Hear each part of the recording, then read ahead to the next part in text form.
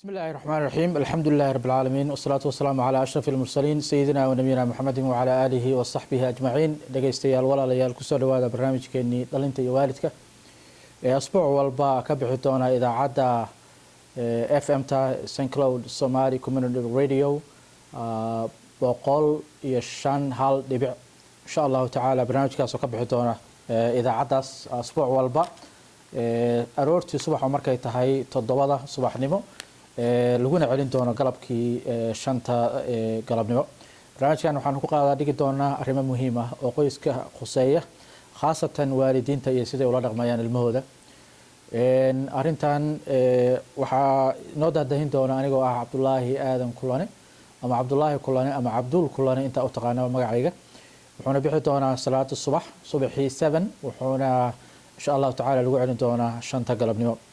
barnaamijkan waxaan ku qaaday dhigi doonaa umuraha ay ka mid tahay ilmaha iyo edabtooda si loola macaamilo waxbarashadooda si loola socdo iyo isbedelka ilmaha ku dhaca hankooda sida loo dhiso waxbarashada sida loola socdo sida ugu fiican ee ilmahaas edabtooda loo waxayn karo waxbarashadoodana loo ilaalin karo iyo mowduucyo kale oo fara badan mowduuca maanta waxaan ku qaadaa dhigi doonaa haddaba dhageystayaal insha Allah taala wixii su'aalo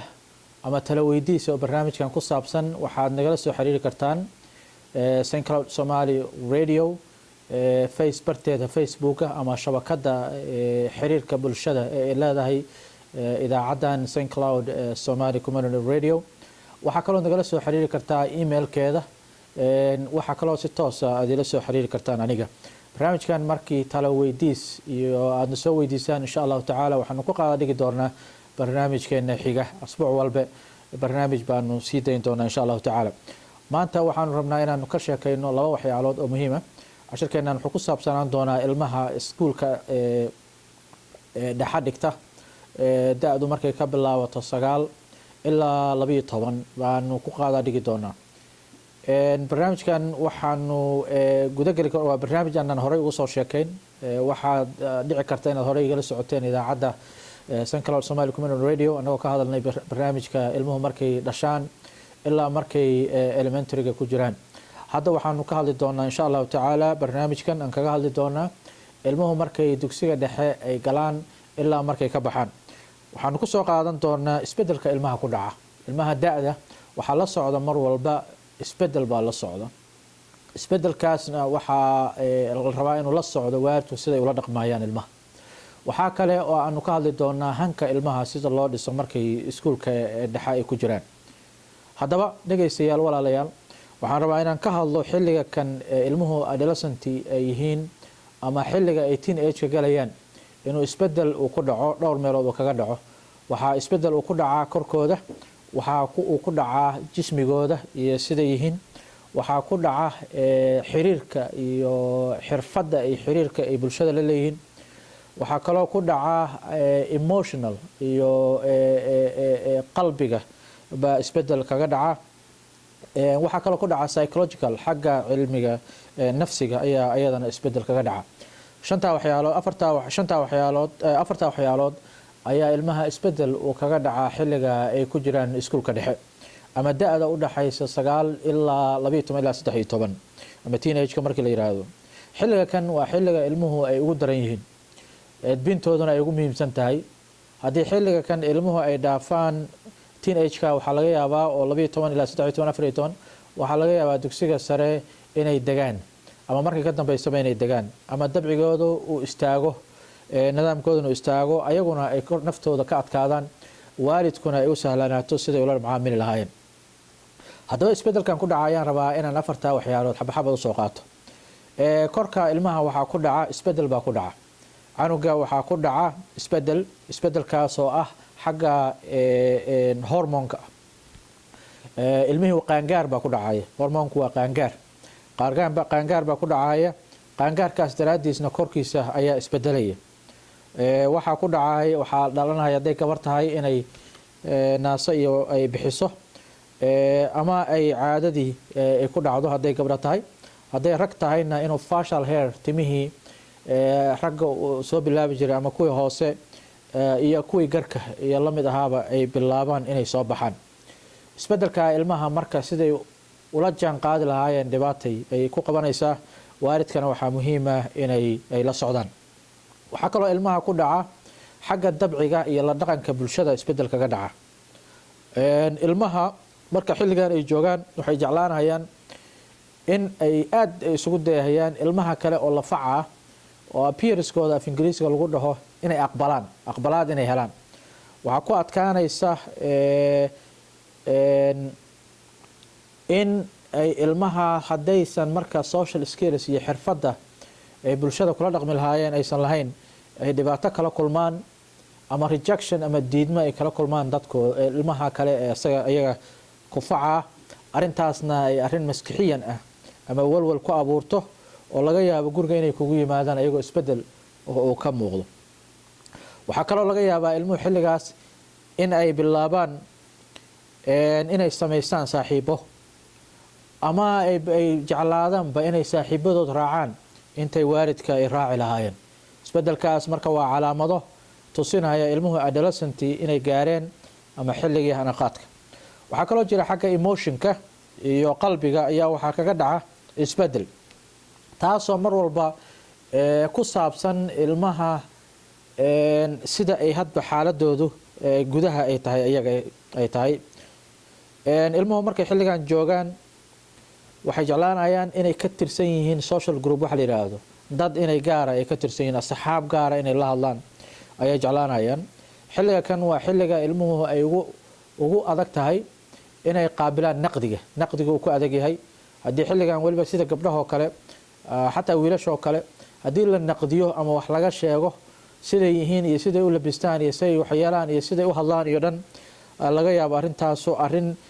internalization ah inay gudaha u gasho, dhibaato isbedel ay ku yeelato ilmaha. xilligan marka aad bay criticismka waxa la yiraahdo ama naqdiga ugu adag yahay. xilligan waxay jecel yihiin in approval ay helaan mar walba. waa fiican tahay, waa qurxan tahay, dhar fiican baa xiratay, saan baa tahay in la yiraahdo ay jecel yihiin. xilliga siday u muuqdaan iyo siday u fakaraan iyo ciday la xiriiraan intaba marka waxa xilliga jecel yihiin ilmuhu inay dareemaan inay fiican yihiin. xilliga kan waxa kaloo jira nafsiga yaa isbedel kaga dhaca, waa xubintan psychologicalka ama nafsiga ah, dareenkiisa nafsigiisa ah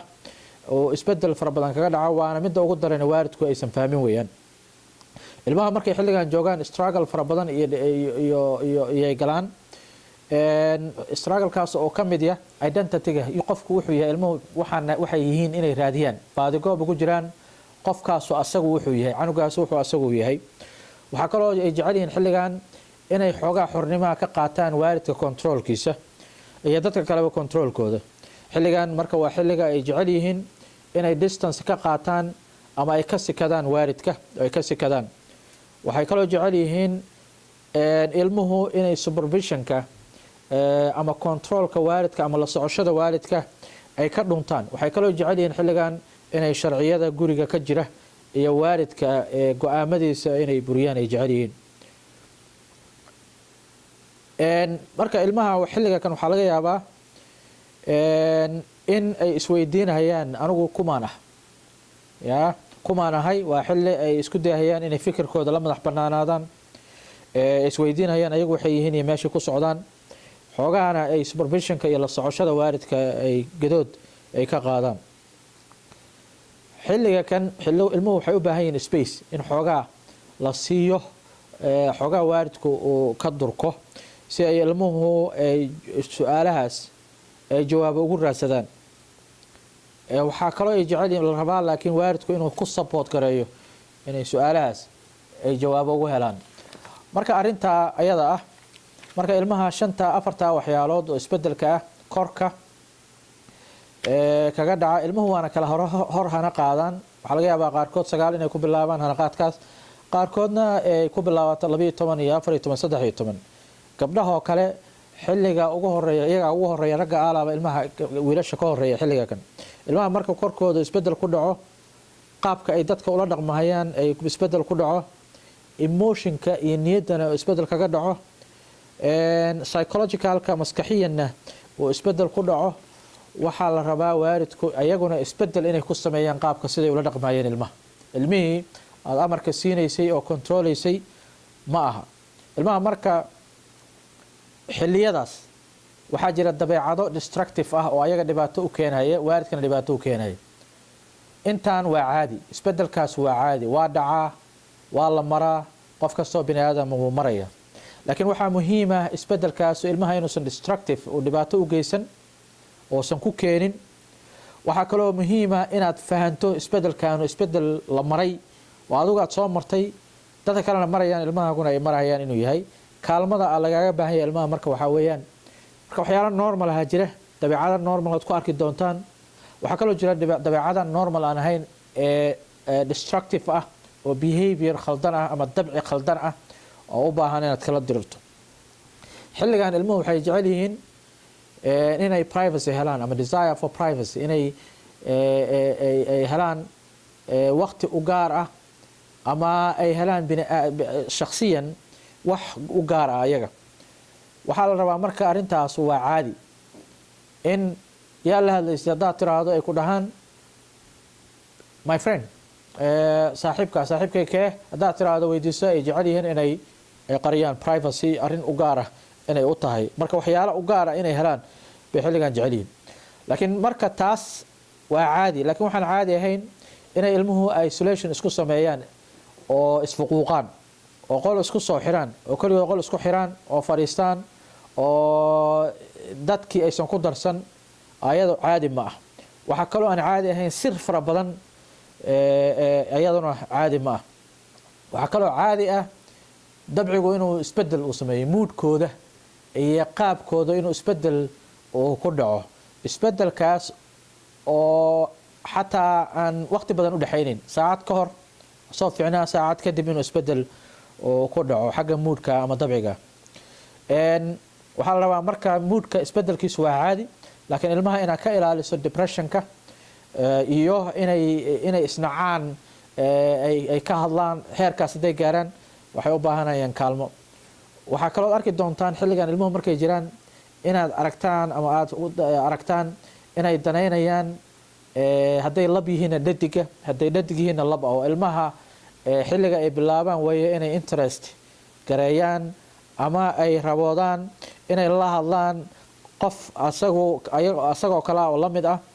oo opposite sex ah ama qofka ka soo horjeeda, ama hadduu lab yahayna dhadig, hadduu dhadig yahayna lab, inay la hadlaan ama la sheekaystaan inay bilaabaan. waxaa la rabaa marka taas waa iska caadi inay la hadlaan, laakiin waxaa daran waxaa la yidhaahdo sexual promiscuity, in aysan xagga aysan la aadin fog, aysan la fogaan. waxaa kaloo la rabaa ilmuhu waxaa normal ah inay isku dayaan dhar kala duwan inaad ku aragto, ya xarago inaad ku aragto xilliga kan, oo ay intay qaataan dhar hadba isku soo dayaan, haddana guriga ku noqdaan ku kale isku soo dayaan, haddii guriga ku noqdaan isku soo dayaan, ama ay jeclaadaan dhar kala duwan oo fara badan oo different style ah kala duwan inay soo helaan oo gataan. taas waa iska caadi, wiilasha iyo gabdhahaba waad ku arki doontaan. laakiin waxaa la rabaa wiilasha inaad ka ilaalisaan dharka gangiska ama dadka xun lagu yaqaano inaad ka ilaalisaan, waayo waxay ku tusinaysaa calaamad ah inay danaynayaan dadka noocaas u labista. waxaa kaloo rabaa ilmaha inaad garataan inay normal tahay, caadi tahay in ay mucaaradnimo bilaabaan ama sharciga guriga jabiyaan. ya haddii ay wax u diri jirtay sariirtaada goglo inaad tiraahdo inaysan goglan, haddii ilaahay idinkeeda leeyahay ay wax isku ogaan jirteen inaad aragto ayagoo sharciyadaadii iyo xeerarkii guriga ka jiray iyo dhaqankii jabinaya. taas waa iska caadi, laakiin waxaa la rabaa inaad ka ilaaliso inay xiriir la yeeshaan ama la socdaan dadka ayaga delinquency-ga waalidkood ka cararay ilmaha guriga diboodka, inay kaa raacaan, ilmaha ka dibooda gurigooda inay kaa raacaan, inaad ka ilaaliso. marka ilmuhu markaad ku aragtaan dabciyadan normalka ah, kuwa kalena aad ka ilaaliso. waxaa kaloo walaalayaal loo baahan yahay inaad ilmaha approachka ugu fiican markay xilligan marayaan, qaabka ugu fiican ee ilmaha loo daraaseeyo ama wax looga qabto waxa weeyaan ilmaha inaad ayagana isbedel aad adigu laftigaagu waalid ahaan aad samayso. canugaaga yaraa war orod kac, fariiso, waxaan iisoo, waxaa qabo, waxaan keen, waxaa raadi, waxaa waxee ku ahaa ma aha. waa ilmo fakaraya ku mucaaradaya ku naqdinaya waxay u baahan yihiin adigana qaabkii aad ula dhaqmi jirtay inaad bedesho waxaa ka mid ah inaad isbedelka aad samaynayso awal amar fara badan baa bixin jirteen waalidiinta waliba Soomaalida sidaan ka ogahay inaad hadda wax badan aad dhageysato ilmaha inaad dhageysato listen more inaad wax badan aad dhageysato laba ayaga inaad dhageysato si ay kugu baxdo ilmahu meesha ku socdaan waxaa kaloo la rabaa controlka inaad lumin xilligan waa xilliga struggle-ka aad maraysaan adiga ilmahaagi oo ay rabaan inay ka fara baxsadaan xilligan waa xilliga muhiimka waalidku inay controlka ilmaha iyo guriga ay ayagu leeyihiin inay adkeeyaan waxaa kaloo la rabaa ilmaha inay safe environment meesha ku nool yihiin ay safe u tahay oo ilmuhu aysan dareemin cadaadis zaa'ida aysan dareeminna leeway waxa la yiraahdo ama room fara badan ay ku cayaaraan inaadan siin laakiin aad controlkaagu yahay meel dhaxdhexe environmentigoodan uu safe u yahay waxaa kaloo rabaa waalidku xilliga kan waa xilliga ay ugu xanaaq badan yihiin waalidku ilmuhuna ay ugu mucaarad badan yihiin ay rabaan inay la diriraan ama ka hor yimaadaan sharciyada iyo guriga wixii ka jiray xilliga kan waa xilliga la rabo waalidku inuu deganaansho muujiyo deganaansho inuu muujiyo la rabaa waxaa kaloo rabaa ilmaha inaad honest ku tahay oo daacada tahay haddaad la hadashan hadalkaagu hadal daacada yahay hadduusan hadal daacada inaad tiraahdo haddaad tiraahdo waxbaan samaynayaan hadalkaagu uu daacad yahay waayo xilliganu waa xilliga ugu badan oo ilmuhu ay kula garamayaan haddaad daacadnimo aad tusinna ayaguna daacad kuu noqon mayaan been bay kuu sheegayaan xilliga kan waa xilliga ilmuhu ay bilaabaan long term balaanka long term capacity-geeda in la dhiso waa xilliga ay bilaabaan waalid ahaan annaga marka waalid ahaan waxaa waalidku habboon inay hoggaan ilmihii u noqdaan guidance inay u noqdaan xilliga kan stage-kan ay marayaan ilmuhu marka ilmaha markii aad mariso xilligan ay maraan waxay noqonayaan insha allahu tacaala shantaa waxyaalood aan kasoo sheekaynayna aad ku dhaqanto isbedel ayaad ku arki doontaan insha allahu tacaala marka waxaan rabaa ideooyin iyo afkaar xilliga kan ilmuhu markay marayaan u baahan in la fuliyo inaan waxyar idinkaga taabto ilaa 9 waxyaalood ayaan rabaa inaan wax idinkaga sheego ilmaha xilliga kan aad ku fulisaa yaan ku sheegin doonaa insha allahu tacaala fikradaha waxaa ka mid ah ilmaha horta marka hore xiriirkiinu iyo communicationkiinu xiriirkiinu inuu joogto ahaado oo furan xiriir joogto ah oo furan baa laga rabaa inta badanna adigu si deganaansho leh aad u dhageysato haddaad si deganaansho leh aad u dhageysan oo markay hadlaan oo waxaad rabinba ay sheegaan aad xanaaqayso waxay noqonaysaa ilmuhu inay kaa qarsadaan marka dambe